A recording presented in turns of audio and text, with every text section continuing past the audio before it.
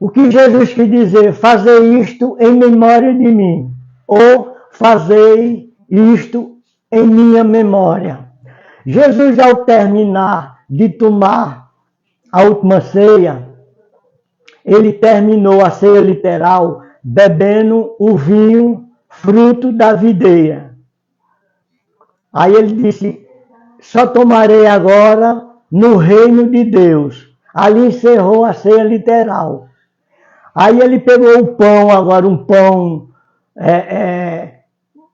sem fermento, aquele pão que simbolizava a palavra de Deus, sem fermento. Aí ele pegou o pão, partiu e disse, fazer isto em minha memória. Fazer isto o quê? Partir o pão em sua memória.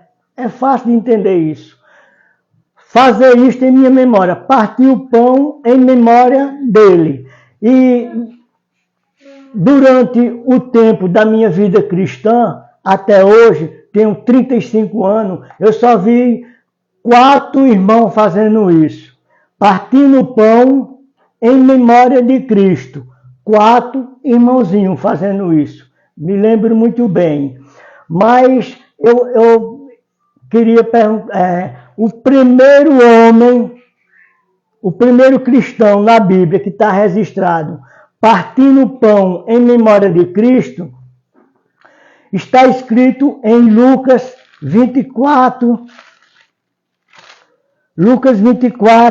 do 30 ao 35. Lucas 24, do 30 ao 35, aquela passagem dos 2 discípulos indo no caminho de Emaús. Os 2 discípulos iam conversando e apareceu um peregrino, um homem que não era judeu, era um homem de fora, que estava ali passeando e se juntou-se com aqueles 2 discípulos e os 3 iam conversando. E os 2 discípulos iam pregando a palavra a respeito de Jesus para Jesus, porque aquele peregrino ali era uma manifestação de Jesus naquele peregrino. Aquele homem ali era Jesus. E os discípulos passaram 3 anos e meio seguindo Jesus, e ali Jesus aparece a eles, e eles não conhecem Jesus, não reconhecem Jesus. O coração endurecido, ardendo, diz que o coração ardendo. E eles vão conversando, e ao cair da tarde, ao anoitecer, eles chegaram lá na aldeia, e Jesus se fez que ia-se embora, e os 2 discípulos convidaram aquele forasteiro para cear. E na hora que eles entraram, que sentaram na mesa para cear, aquele peregrino pegou o pão, partiu, aí os discípulos reconheceram que aquele peregrino era Jesus.